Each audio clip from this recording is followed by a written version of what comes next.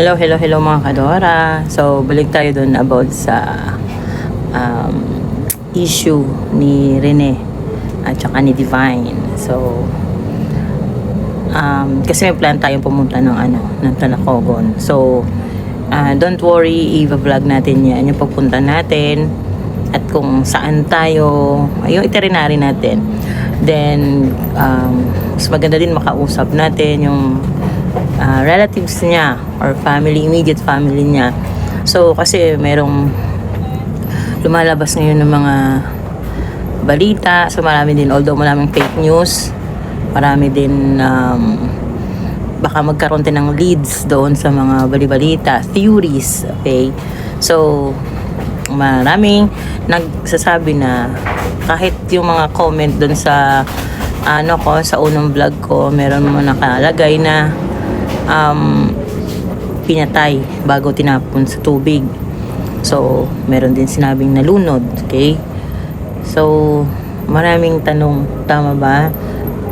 Ang problem is wala pang witness. So, sa oras pa lang hindi na nagkakatugma kasi sabi, may tumawag sa magulang kay Mami Robilyn at kay Coach Ruel 2:45 or before 3 PM. But sinabi naman na nagresponde yung nag-miss CPR, ganon, at saka yung mga sumunod na nangyari past 3 o'clock. So how come na nauna yung nag-notify sa parents na patay na before 3 PM, then how come na nire-revive pa lang or kinuha pa lang ng past 3 PM? So, doon pa lang medyo hindi na klaro. Then, until na wala pang binibigay yung resort ng Hermanos, wala pang binibigay na CCTV. So, how come na wala kayong CCTV? Di ba private resort kayo? So, marami doon team building pero wala kayong CCTV. Yung mga bahay nga, just like example yung bahay na to, may CCTV. So, how much more yung resort ng CCTV? So, isa kasi yun pag kumuha ka ng permit, isa yun sa what you call that? Isa sa mga kailangan requirements. Yung facilities, may CCTV, lalo na medyo malayo siya sa kalsada, malayo siya sa dulo siyang resort So, kailangan talaga ng CCTV, okay? Pangalawa, yung drone footage is yun yung pinakita lang sa atin na nire-retrieve dun sa dagat. So, after that, wala na. Or medyo meron pang nauna dun. So, bitin. Tama ba? Medyo bitin. Bitin yung mga binibigay na, kumbaga may pa suspense. Then, meron din question na bakit hindi nagpa-interview ang mga kasamahan or teammates niya sa ibang media personality, media platform, only kay Senador Risa Hontiveros lang. Yun yung una nating mga nakitang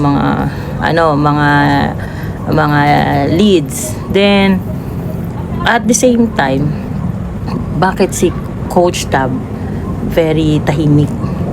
Wala siyang sinasabi, hindi niya dinidepensahan yung sarili niya. Ano meron? Kasi syempre kung ikaw nandun na naiipit sa sitwasyon, you have to defend yourself.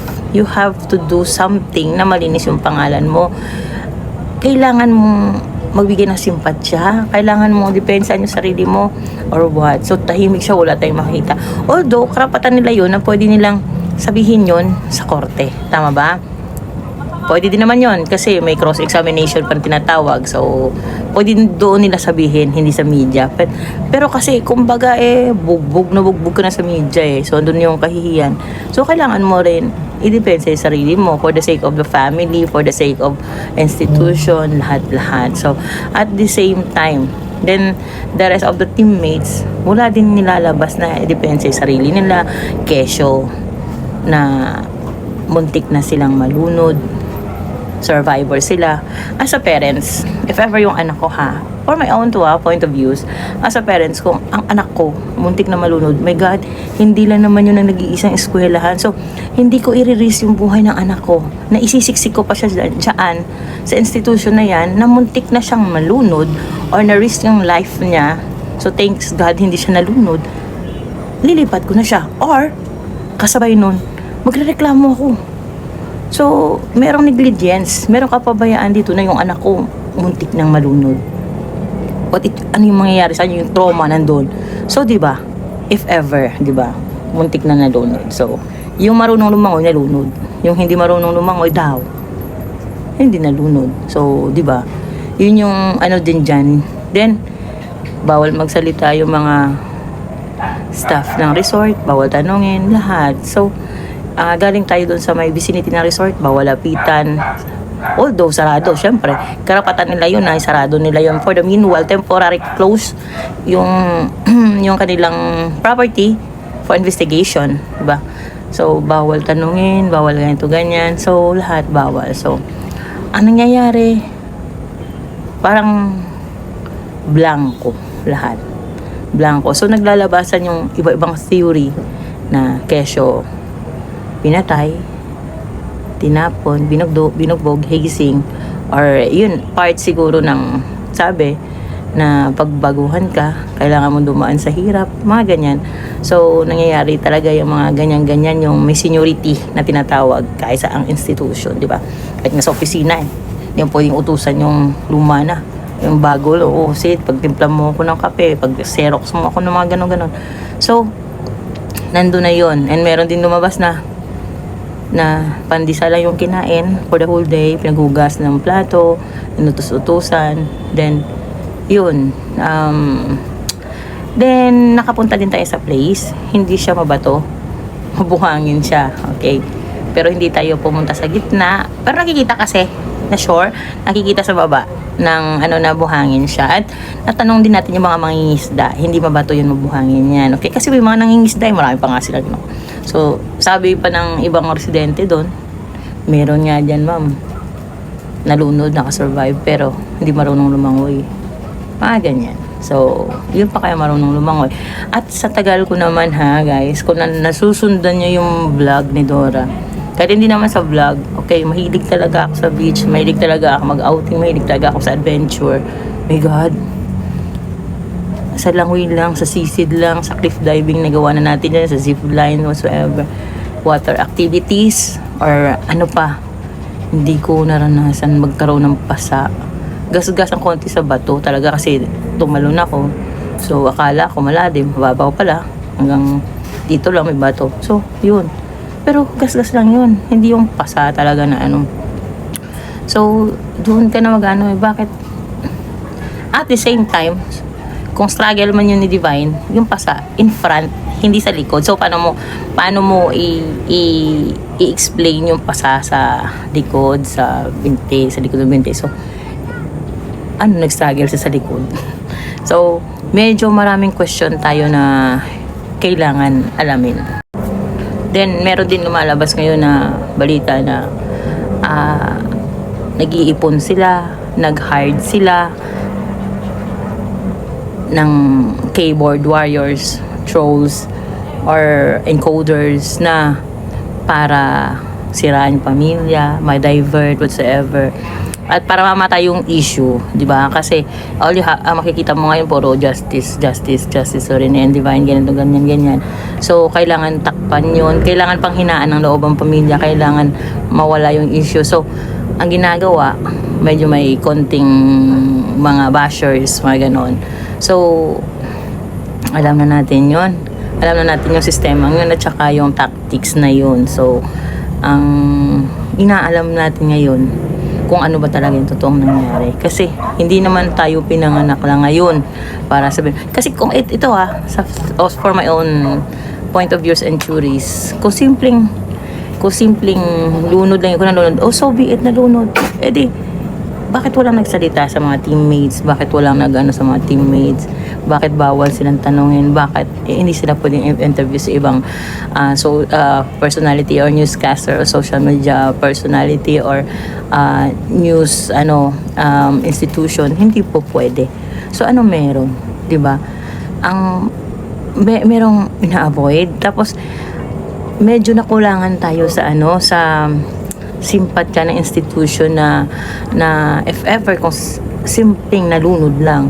So yung kailangan may assistance sila or kaya visible sila sa pangangailangan ng pamilya from transportation nung katawan papunta sa lugar niya, flowers, needs na family, assistance, kung ano pa hanggang sa huling sandali, hanggang sa nalibing or until now. So wala tayong narinig na ganun. Ang narinig natin, ito galing kay ganito, ito donor ni ganito, ito sponsor ni ganito. So, galing pa sa mga taong nagmalasakit, hindi galing doon sa institution. So, kung simpleng lunod lang. So, madali yan di ba? At ito pa yung, kasi syempre tayo, lumalangoy din naman tayo, nasa dagat lagi. So, siya, ang bahay nila is malapit sa Agusan Marsh. Malawak yung mga ilog doon, malawak yung mga doon. Puro katubigan, kaya lumulutang yung mga floating houses doon So lumaki siya, definitely lumaki siya marunong lumangoy, tama ba? So, parang napaka-imposible na 6 feet to 8 feet yung tubig, kahit may rip current, malulunod ka. Kasi ang marunong lumangoy na tao, tandaan niyo yan, pag may rip current, may tatawag na tayo na go with the flow. So, pag marunong ka lumangoy, ang nag-struggle kasi hindi marunong lumangoy. So, mag-i-struggle siya, ganon. So, yung marunong lumangoy, hahayaan nila yung sarili nila, pumunta ng pangpang. Susunod sila sa agos. Isa yun kung walang damage yung katawan mo, di ba? During that time na lumalangoy ka. But, unfortunately siguro, sabi, kasi may theory na bali-bali ng ganito, definitely hindi ka makakalangoy. Taba, pag bali yung ganito, bali yung ganyan mo, hindi ka makakalangoy. So, mayroong mga ganyan theory. So, tayo naman, dahil nanonood tayo, nakikinig tayo, nagiging detective Conan na nga tayo. So, hindi tayo nagkakamali minsan sa mga kutob natin. Maaring tama, maaring hindi. Pero, once na hinihimay-himay mo bawat anggulo, nagiging natututo kay, nandun na yung sagot. O, diba?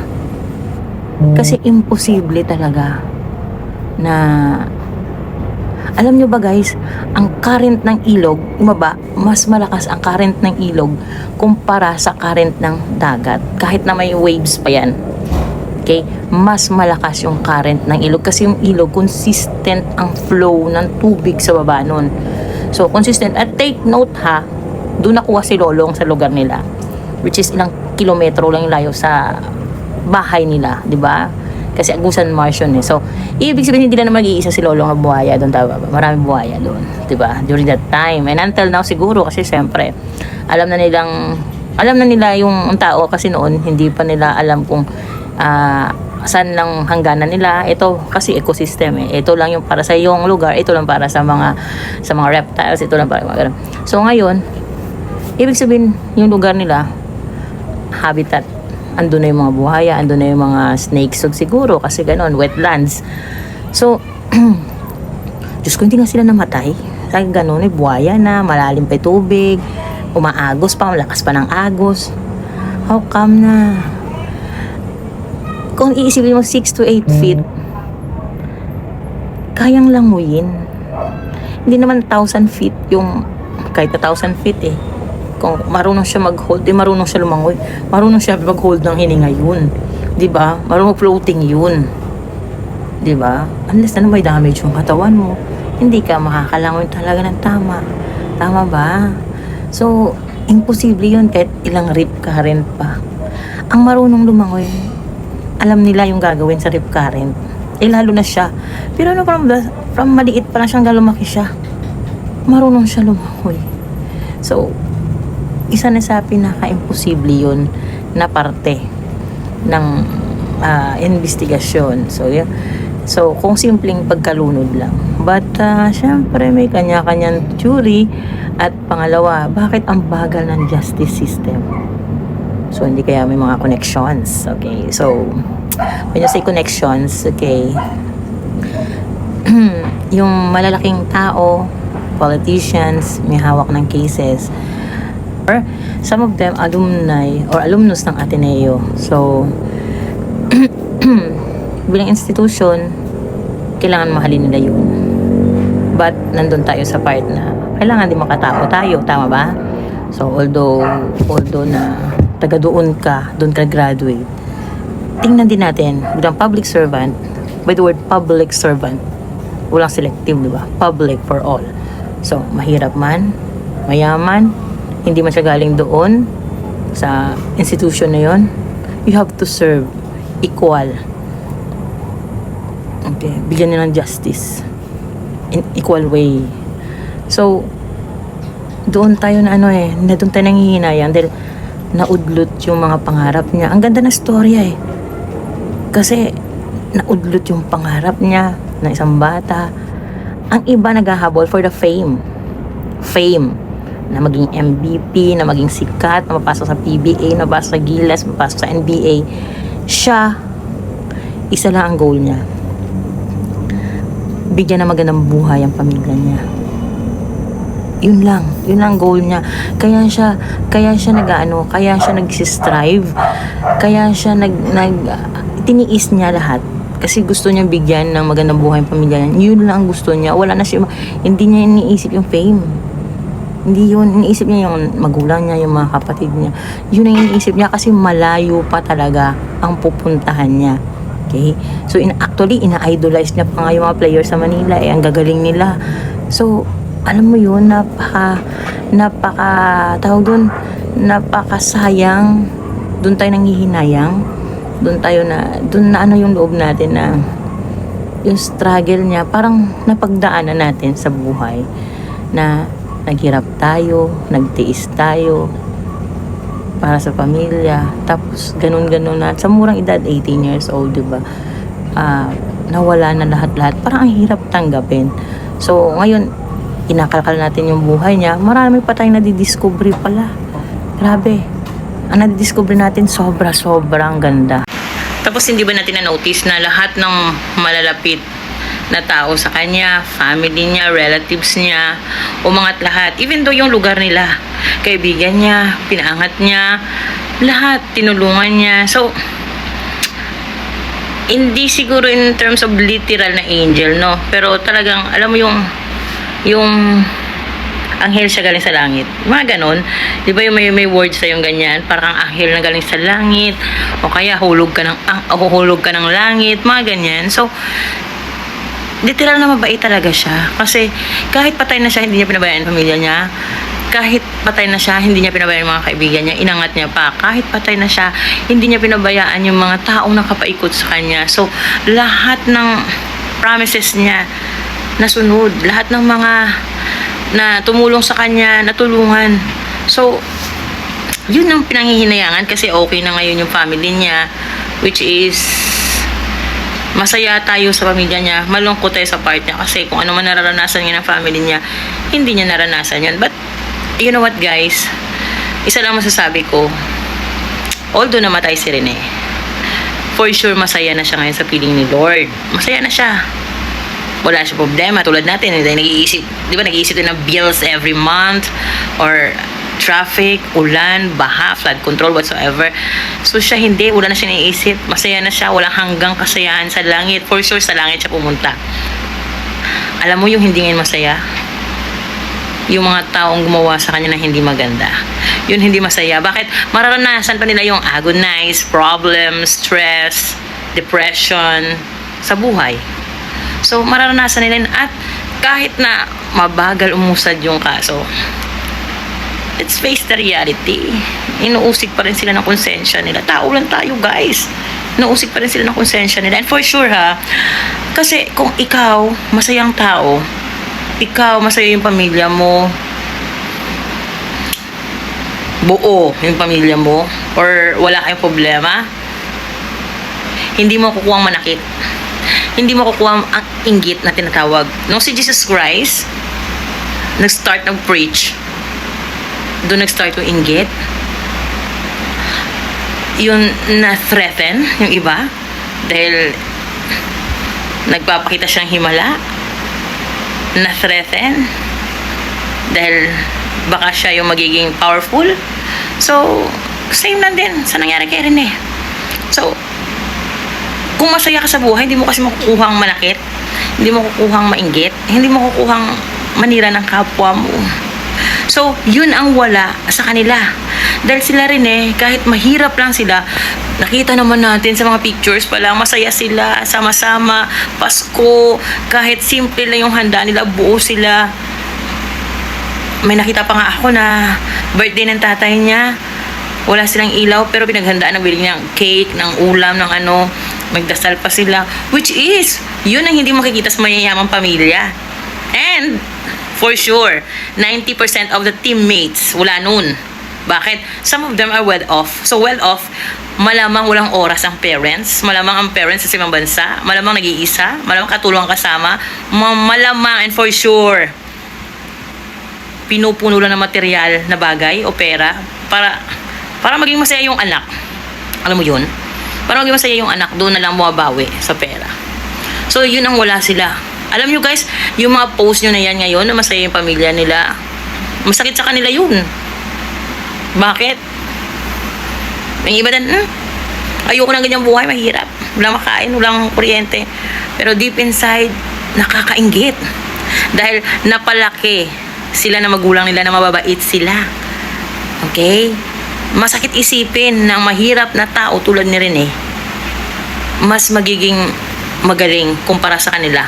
Masakit isipin na tulad ni Rene na mahirap, masaya ang pamilya. Samantalang sila may pera, hindi masaya yung pamilya nila. So, yun yung kinaiinggitan usually sa mga tulad nila Rene. Tayo naaaliw tayo nakakita ng video na, ang galing ng papalaki sa kanila. Ito palang buhay nila, salat pero masaya. So, tututukan natin yan guys, yung hindi tayo titigil hanggat hindi nakakuha ng justice. Tututukan natin yan yung case nila. So, update tayo. And, update ko rin pala kayo dahil pupunta tayo ng Talacogon. But, you know what guys, don't forget to like, to share, to follow my YouTube channel. Okay? So, subscribe na rin kayo, no? Tapos, para makatulong tayo, kasi may mga tutulungan din tayong tao, wag niyo skip yung ads. Okay? Thank you pala sa mga masugid nating mga subscribers. Okay? At saka sa nanonood nating vlog. So, thanks for watching. So, may continuation pa to. Okay? Good luck and God bless. Okay, mga kadora.